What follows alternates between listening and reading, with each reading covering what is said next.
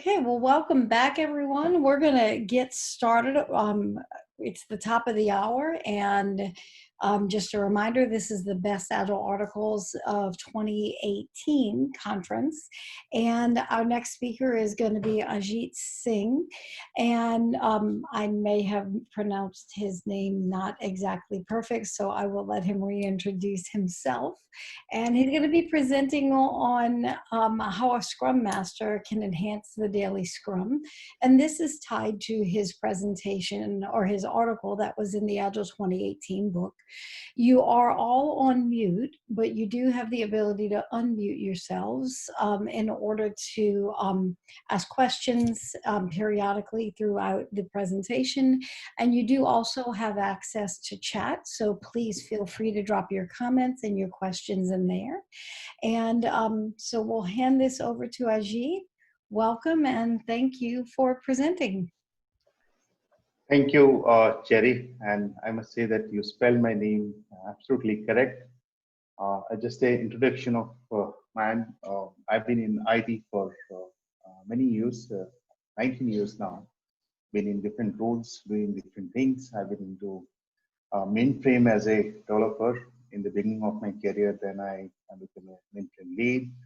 Then I was leading some maintenance project as a project lead. Then I got into test management. And then some 5 years back, I entered into Agile, started my career as a Scrum Master, then an Agile coach, and had an opportunity to work with different clients of different geographies, including Australia, UK, US, and that provided me a lot of learning, a lot of opportunity to talk to different kind of people, cultural backgrounds, and how the things work in the distributed Agile environment. So that's my introduction. And before I start, I must thank you, Jerry, you and Michael, for this fantastic opportunity for authors to come and talk about their articles and express the very thoughts and ideas they had behind writing it. So very good opportunity. Thank you very much for that. And good morning, good afternoon, and good evening to all my friends in the call, wherever they are located. Here in India, it's late evening, 9:30 p.m. But I'm very excited and full of enthusiasm. Looking forward to present this talk here. So my talk is how Scrum Master can enhance daily Scrum. Before I talk how the Scrum Master enhances the daily Scrum, here's the session outline. Daily Scrum purpose, that's one thing I'll be talking about. The role of a Scrum Master in daily Scrum. There is facilitation, the Scrum Master can bring in and present certain scenarios, and how the facilitation brings the difference and brings in some benefits for the team. And a quick recall of daily Scrum. You know, we are all mature Agile professional here. Everyone knows about it, but then it's good to recap it. Daily Scrum is one of the events or ceremonies as prescribed by the Scrum Guide. It's a time box event, 15 minutes within which the development team has to synchronize on the progress being made in last 24 hours. So that way they inspect what progress has been done towards the sprint goal. Now the reference of 24 hours is makes a lot of sense in the distributed setup onshore offshore model. Like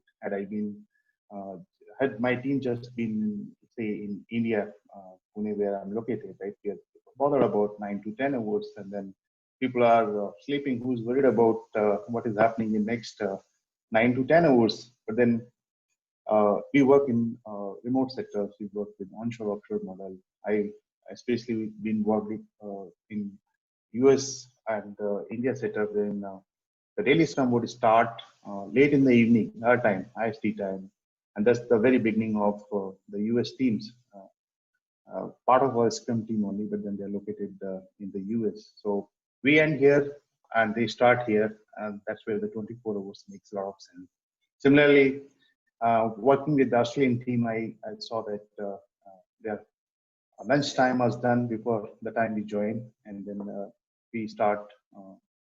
We take the baton forward from there on. And while working with UK, same thing that we're already done by our lunch, and they join in and they take the baton forward.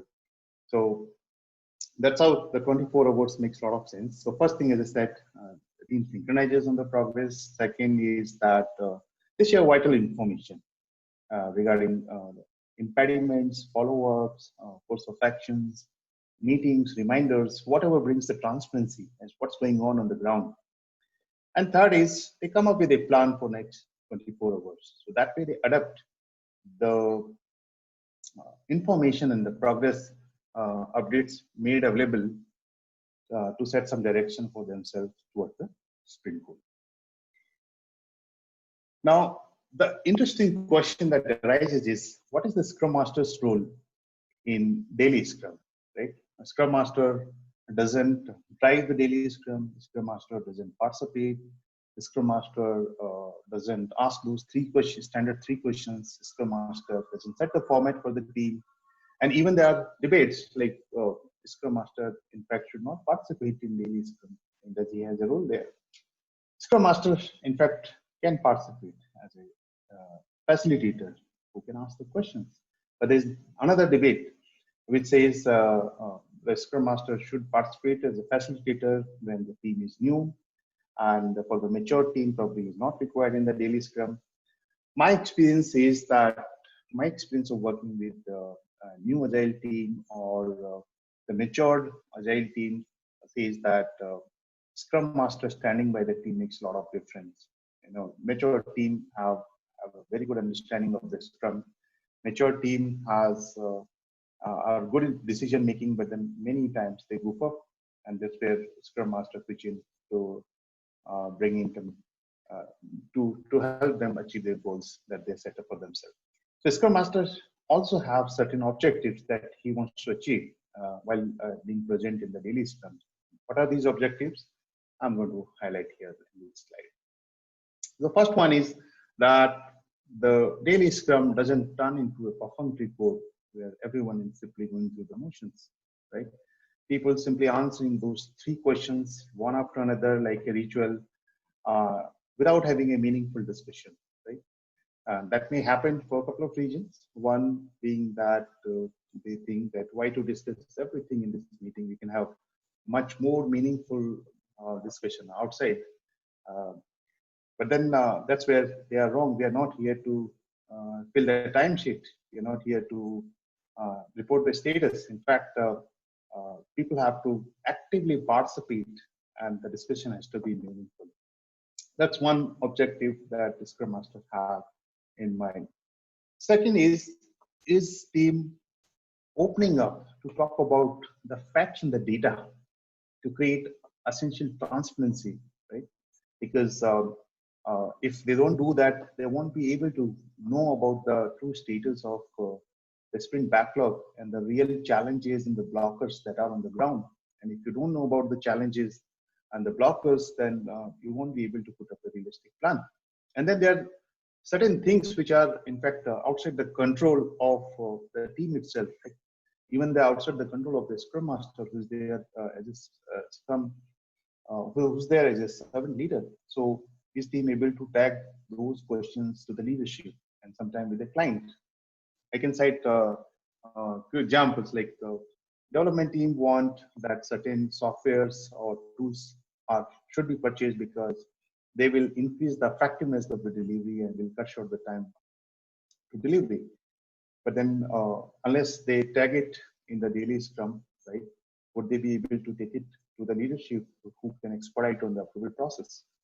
And the second one is sometimes the dependency which directly lies with the client is like, as I seen in one of the setup, that even to deploy the code to the customer server, they needed to raise a ticket.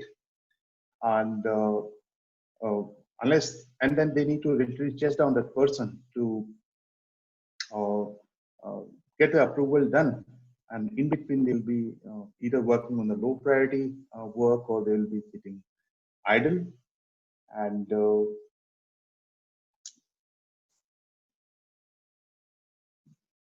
But then that's where the leadership roles start. Can they talk to the customer and streamline the process to, increase the agility of the team? Now, things become very tricky when that person who is supposed to approve is at onshore and is gone for the day. Then team is actually waiting for the next day. So streamlining the process by understanding the client's concern on the security, having some mitigation in plan is something that is with leadership, is not with the development team, but then unless they tag it, they raise it, it doesn't get sorted. The Scrum Master has that objective, that kind of transparency comes in the daily Scrum. Third is, third objective of the Scrum Master is that the team understand the importance of daily Scrum. I think I misspelled there. Apologies for that, but it's fine. The importance of the daily Scrum is that it's one of the key meetings, right? If you are having this meeting, then you are reducing your chances of having many more meetings that you probably have to have. And Scrum Master and the daily Scrum happens on daily basis. Like it shouldn't be like it is happening on alternate days or it's happening in twice in a week. And such scenarios should be avoided. And that's the job of the Scrum Master, that the meeting happen. And that the team is having the right focus. Right focus meaning that the discussion is centered about the progress of the sprint backlog and the goal that it wants to achieve. Right? Cutting short on other kind of discussions which may pop up in the daily Scrum, which are not directly related to the goal the team is striving to achieve. And then that the team knows about the priority of the items that they need to deliver. Right? Fourth is the experimentation. Support the experimentation. Experimentation such as we want to try different formats, and they don't necessarily want to go with those 3 questions, but they want to try different formats. They want to try some visualization tool, ALM, certain matrices, charts. They're free to do that. Scrum Master doesn't stop them, but he stands to coach them and help them out to make it more effective for them. And not only that, daily Scrum is also an opportunity for Scrum Master to make some observations, right?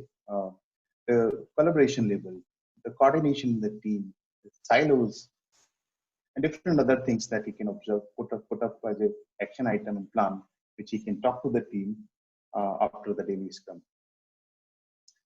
Now, these 4 objectives serves a larger objective, and that larger objective is that team should be enabled to achieve the desired outcome. What is the desired outcome here? The desired outcome is the sprint goal that team is striving to achieve. And he can do that by some facilitation so that team makes good progress towards the goal that they have set up and make the delivery happen based on the priority as and when it is supposed to be. Now, these facilitations doesn't happen all at once. They will be happening as and when the Scrum Master thing is required, right? And what are these facilitation? First is helping team to tightly control the work in progress items. Second is encourage critical collaboration. Third is help team identify all the blockers. And the fourth is help team in prioritization. And the final one is support the experimentation that the team wants to carry. Now, coming to the first one, helping team to tightly control work in progress. Now, this work in progress is not work in progress limit here. That's the outcome, and this is where it all starts. And both the terms come from the Kanban word, which emphasizes the need to reduce the items that can be worked on at one time and focus on the problems first to create a flow. Now, how the need for work in progress would arise, that can be very well seen by this conversation that happens in the daily Scrum. So there's a team member who says, I opened a new story today and I'm good. I don't have any blockers. A Scrum Master, having had a good understanding of what's going on in the Scrum team, he knows that the story that he has been working previously is still in progress. So he asked that question about the previous story. The team members say, oh, that has gone on hold because it is having some architectural query that an architect should resolve, and then only I'll be able to proceed. And till then I thought I should open a new story.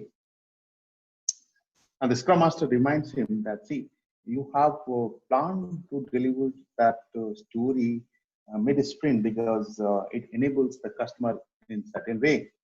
And instead of opening the story, how about meeting up the architect after his daily Scrum and catching up with him to resolve your query, or maybe we catch up with some other SME who can quickly resolve your query or bring the necessary clarification so that you're looking good and you don't have to go with a new story.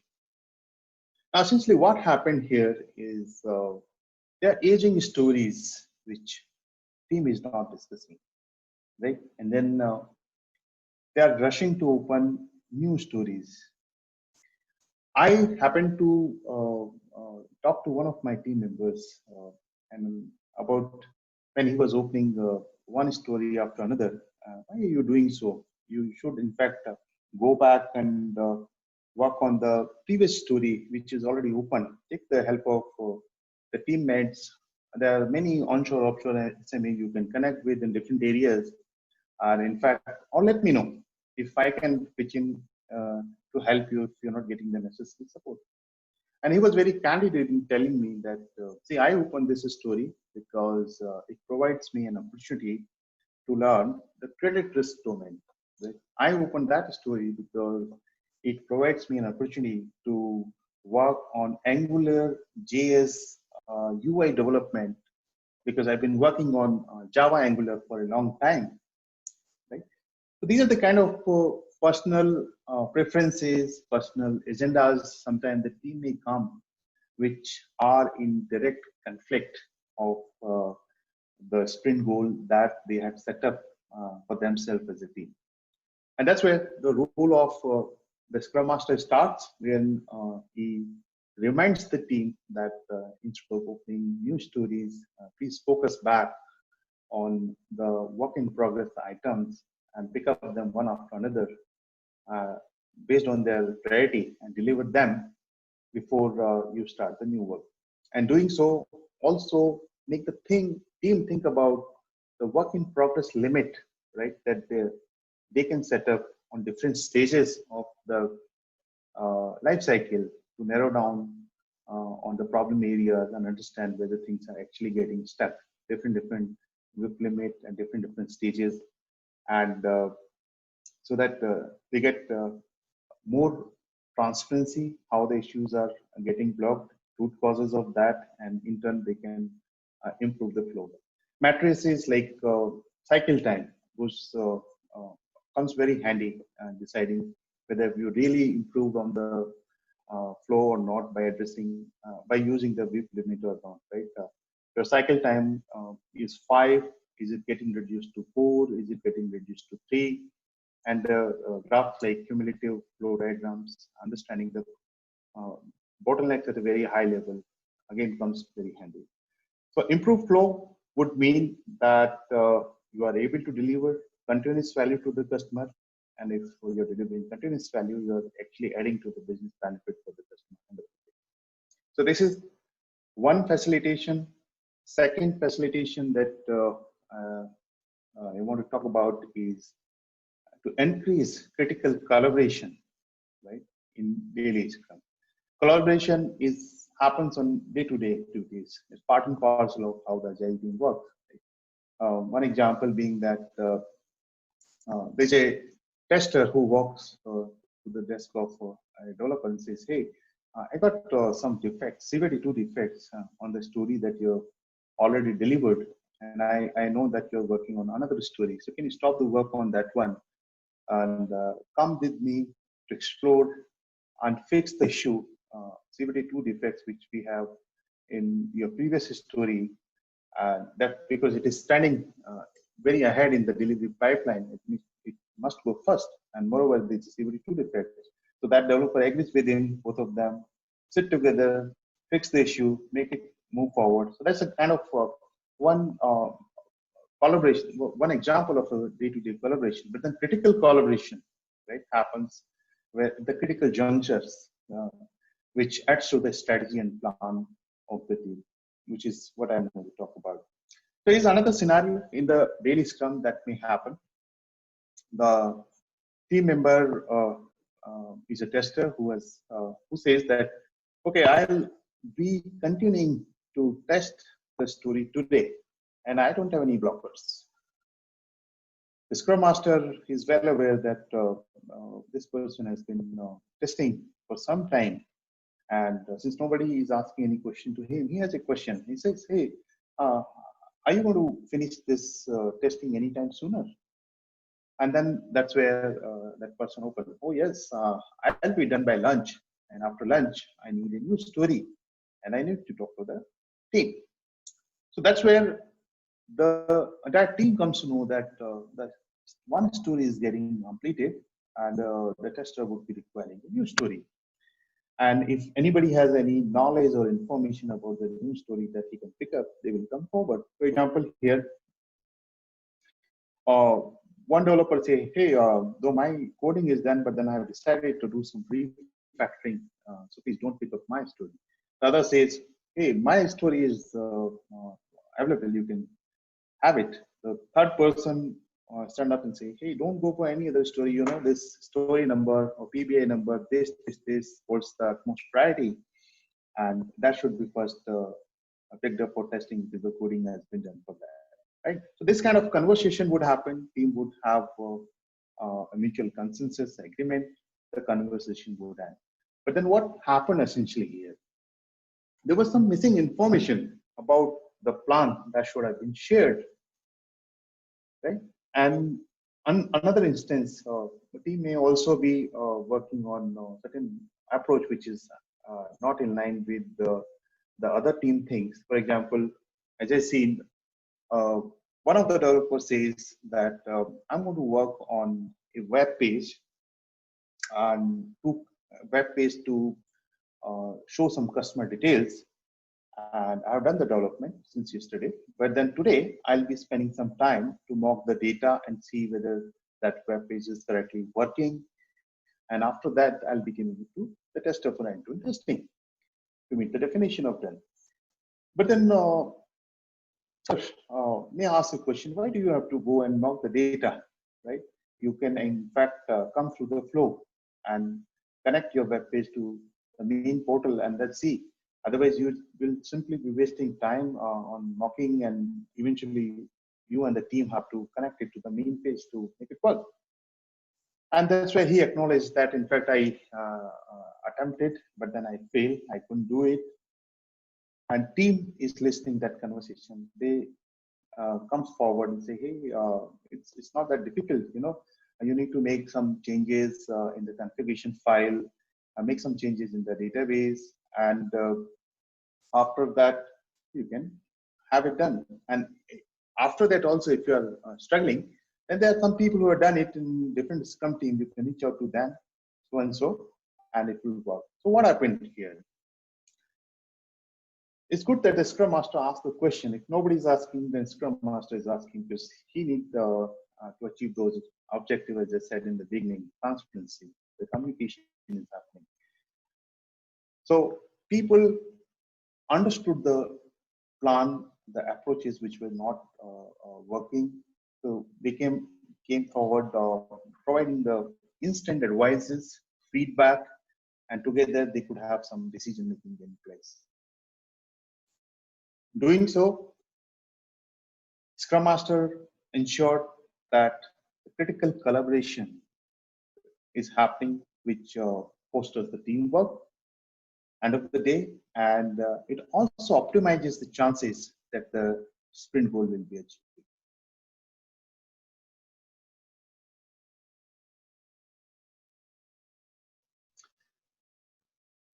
Now, the third facilitation is about identify all the blockers. The blockers are very important, right? As I said in the beginning, if you don't have all the blockers identified, then your plan may doom, right? You need to replan unless you have correct understanding of the status of the ongoing PBI's sprint backlog. So here's another conversation that may happen in the daily Scrum when the team members who is actually a DBA, he says, and that's for example here, not necessarily pointing out all the DBAs there, that I opened a story yesterday, which I'll continue to work today, and I don't have any blockers. I'm looking good. But Scrum Master knows that there are some mails being exchanged between this DBA and the client DBA on schemas, on ER diagrams, and on tables, and that this DBA is actually pretty much dependent on the onshore DBA for many things. So there's a clear dependency on it. But then if there are mails being exchanged, are they being answered back? And that's he or she still have the question. So he asked back to the team member, the DBA, that has your queries being answered back, which I've seen in the emails. He said, no, actually there are blockers. I'm still awaiting the clarification, and it looks like I will be able to get it tomorrow because at the end of the day at the client side. So there are blockers which haven't been answered, and in fact there may be many more blockers which team hasn't been able to. So if that is not coming out, and if Scrum Master is aware, he can in fact highlight that also. Essentially what happened, team didn't talk about the unresolved issues, and then it looked like there was apprehensions about opening up on the issues, right? People may think that why to discuss each and everything in the call? Let's wait and watch.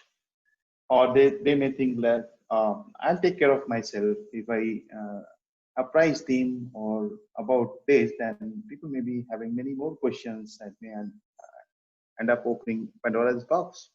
And the third thing I just seen could be that, oh, if I talk about my problem, my issue, people may put a question back on my credibility that why I'm asking these kind of small, simple questions when I should explore myself, right? Whatever the case could be, maybe the DBA didn't explore much.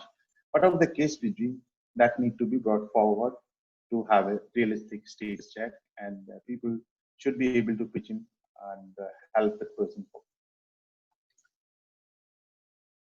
So by asking question and highlighting that, in fact, I see an issue, you don't see an issue, a Scrum Master is encouraging team for an open discussion. In fact, he is setting a precedence that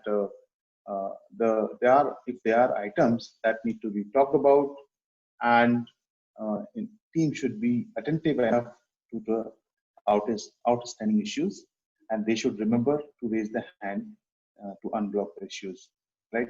Because if they don't do, and if Scrum Master is aware of, anyway, it is going to come in the meeting. So it's better that they themselves open up, and that makes more sense because Scrum Master, end of the day, doesn't have to interfere much. He's more of a person who guides and coaches them. So this is one kind of facilitation that he can do. Fourth one, helping team in prioritization, right? Scrum Master doesn't do the prioritization. But then why prioritization is important? Because we don't deliver the value to the customer only at the end of the sprint, right? Yeah, there's thanks to this DevOps pipeline, we are delivering every day, day 2, day 3, day 4, mid-sprint, and so on. Right? Amazon and Google are good examples who are delivering it on daily basis. So that way, prioritization makes a lot of sense. Scrum Master's only job is that is team able to understand the prioritization very well and take the action accordingly. So this is an example here where the sprint backlog consists of both new feature development and the production issues. And when the sprint planning happened, team thought that we will give 30% to the production issues, and we will give 70% to the new feature development. And that way we should be able to manage this backlog and deliver it on time. Now, production issues are actually the problem statements, right? Which are relating to the issues in the production. And again, they may be high priority, low priority, and medium priority. So, and they may be in good numbers, right? 5 production issues and 3 stories that team has picked up. What holds the priority? Is it the production issue, or is it the feature development ahead of production issue, or is it good mix of both, that the top priority production has to go and then leave aside, and if in the event you see that it is impacting the new feature development, they can in fact pick up the stories and leave aside the low priority defect. But then is this kind of understanding is lying with the team? Are they able to understand it? If he realizes the need that it is not clear, then he may put this question forward in the daily scrum, that are you having the production issues adequately prioritized? What is your top priority? What is your low priority? And is that the production issues are taking a lot of time and they have started impacting your new feature development, right? To make a fine balance between the new development and the production issues, right? As I said, production issues are problem statements. They never come with the solution. They need a lot of exploration. Team has to try different methods to understand the root cause, and then try one solution after another, and that may hit the new feature development somewhere. But the asking question makes a lot of difference, because it brings clarity whether the team is able to understand the prioritization, whether the capacity that they had planned for production issue is overshooting, whether the new feature development is getting impacted somewhere. And if that is happening, Scrum Master can encourage the team to talk to the business, the product owner, and continuously set the expectation that this is how it is looking like, that we may deliver these features, or we may just deliver these production issues because of this and this reason. Now, doing so keeps the business or the product owner, through product owner, always known about the fact that where the status of the sprint backlog is, where the actual struggle is, in what area, how, and they're never surprised at the end of the sprint.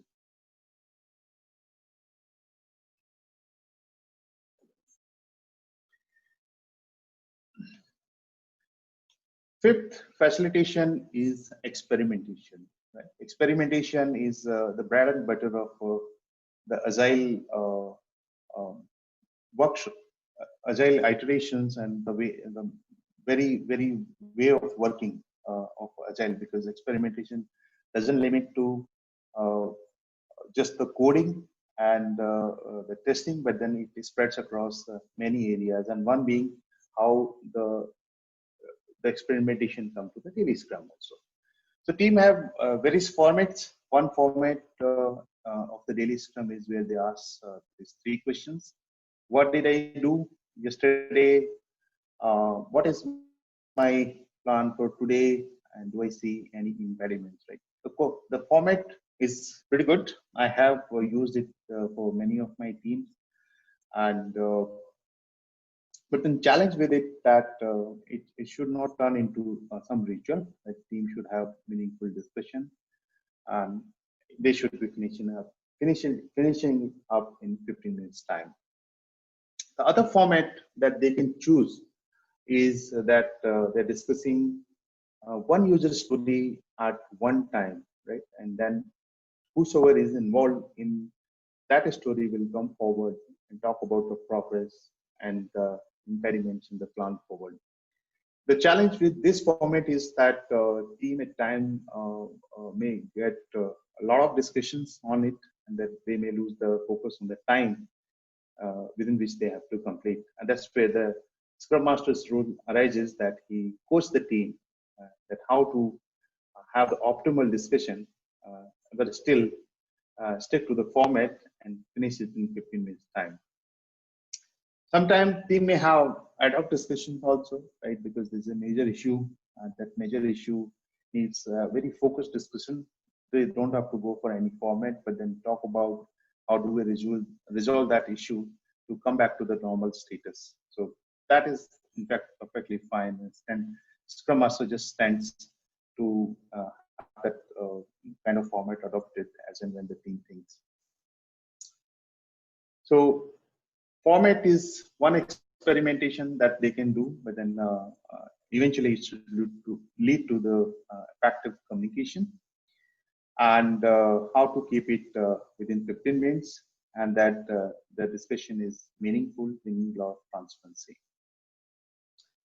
At the same time, the Scrum Master is also helping team and giving the free hand for them, which they have, about the what kind of visualization that they want to use, right? The graphs, like cumulative flow diagram, as I mentioned in the previous slide, the cycle time, right, which gives a very good understanding whether the flow is being improved and where the major bottlenecks in the flow which need to be addressed. Then the charts, if they think that a burn-down chart or burn-up charts or any other chart makes sense to them, they can go for that. Matrices, defect density, number of defects, all that. And they also have agreements and definition of done placed in somewhere in the room or maybe on the screen, which helps them to bring the clarity and the necessary transparency. And they are free to choose the time and place for the daily scrum, right, as they want to. So that's all about the 5 facilitation that I wanted to explain in this talk based on my article, which got published in Agile Connection back in 2018. In fact, this article happened to be among the top 10 articles at Agile Connection for that year. So I'm very, very glad that I also got an opportunity to talk about this one in the BA conference as well. So with that, I'm done. Here are my contact details. I run one YouTube channel, Ajeet. If you're interested to watch some of my videos, I'm just increasing my base gradually. Not many people there, just 2,000 subscribers out there. My email ID, if anybody is interested to connect back, this is my Twitter. LinkedIn seems to be a big URL. I wish it could have been shortened like Twitter in a couple of times, 8-10 characters we could combine with. So that's all from my side. Thanks for listening. Now I'm open for question and answers. I think I am still 10 minutes before, but I'm happy for it that I could complete it before rather than stretching it beyond. Well, that's great. That gives us a few minutes for questions. So if anyone has questions, comments, something you want to add to the discussion, feel free to unmute yourself. And of course, you can also turn on your video if you'd like so that we can see who you are, and happy to start a discussion. Any questions?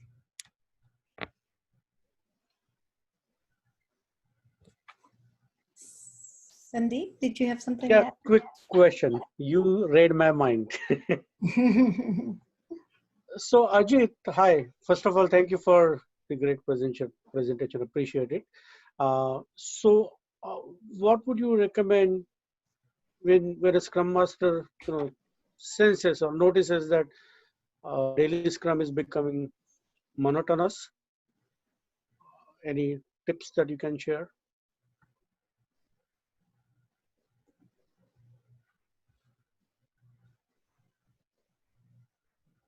Ajeet, are you frozen?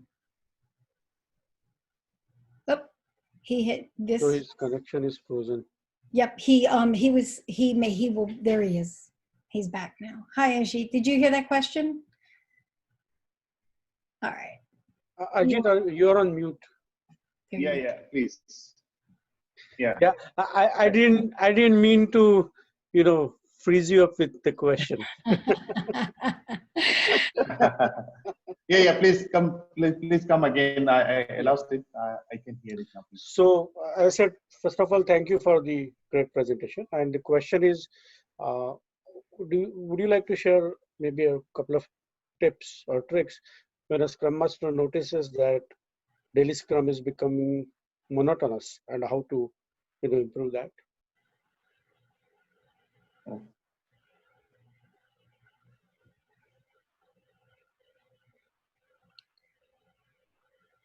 Yep, it looks like I'm so glad the connection stayed the entire time he was presenting. He was having some problems before we started, so that worked out well. Well, it looks like he's disconnected again. Let's see. He's popping back on. Okay, if you can unmute yourself. One last Sorry, try. Jerry. As I said, there's something very strange happening. Can you please, Sandeep, is it possible for you to type in the question? Yeah, let me type it. Yep. Possible? And while he's doing that, there's a different question in chat. So can you talk a little bit about conflict resolution as well as influencing decision making by the Scrum Master? And that's from Gopal.